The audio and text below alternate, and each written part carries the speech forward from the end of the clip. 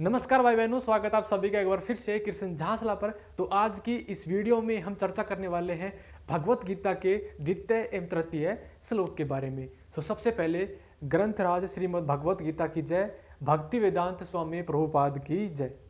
पिछले वीडियो में हमने बात की थी कि किस प्रकार से धृतराष्ट्र अपनी उत्सुकता से संजय से सवाल करते हैं कि मेरे और पांडु के पुत्रों ने युद्ध के मैदान में क्या किया। तो उसका जवाब देने के लिए संजय अगले श्लोक में बोलते हैं कि दृष्टा तु पांडवानी कम वयुढ़ दुर्योधन इस्तेदा आचार्य उपसंज्ञ में राजा वचनम अब्रवीत। यानी कि तात्पर्य क्या हुआ कि संजय ने कहा, हे राजन, हे राजा, पांडु के पुत्रों के द्वारा सेना की व्यूह रचना को देखकर दुर्योधन अपने गुरु के पास गया और उसने ये शब्द कहे। तो इस श्लोक का तात्पर्य यह है कि जब दुर्योधन पांडवों की सेना की व्यूह रचना को देखता है तो वो घबरा जाता है और स्थिति को अवगत कराने के लिए वो अपने सेनापति गुरु द्रोणाचार्य के पास जाता है। धृतराष्ट्र ये जानता था कि धर्म के मामले में मेरे पुत्र मेरी तरह ही अंधे हैं।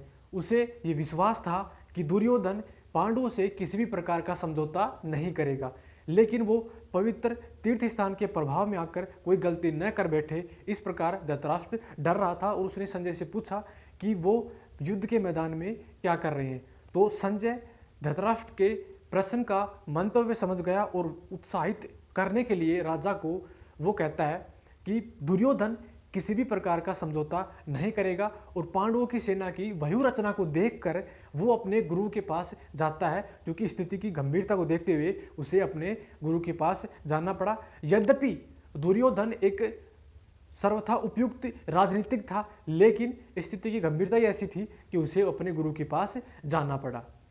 तृतीय श्लोक में संजय कहता है कि दुर्योधन अपने गुरु के पास जाता है और कहता है कि पश्यताम पांडु पुत्राणा आचार्यम महति चमु में वयुढ़ द्रुपद पुत्रेण तव शिष्येन धीमता। यानी कि दुर्योधन अपने गुरु के पास जाता है और कहता है कि हे आचार्य, देखो पांडु पुत्रों की विशाल सेना को देखो, जिसे आपके बुद्धिमान पुत्र द्रुपद के पुत्र ने कितनी कुशलता से इस व्यूह रचना को व्यवस्थित किया है। यानी कि यहाँ पर दुर्योधन द्रोणाचार्य की कमियों को इंगित करना चाह रहा था कि देखिए, आपके ही शिक्षा दिए हुए शिष्य ने इस व्यूह रचना को किया है।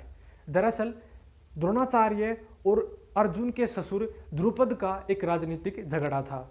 इस वजह से द्रुपद ने एक महान यज्ञ संपन्न किया और उसे एक पुत्र की प्राप्ति हुई जिसका नाम था धृष्टद्युम्न।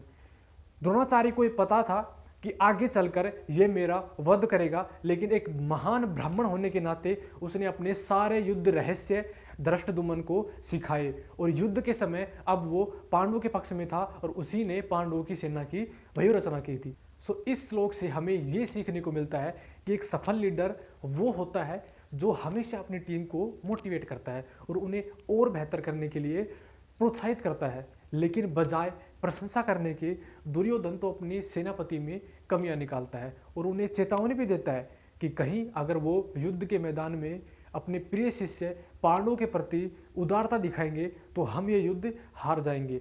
उसे किसी भी कीमत पर यह युद्ध जीतना था।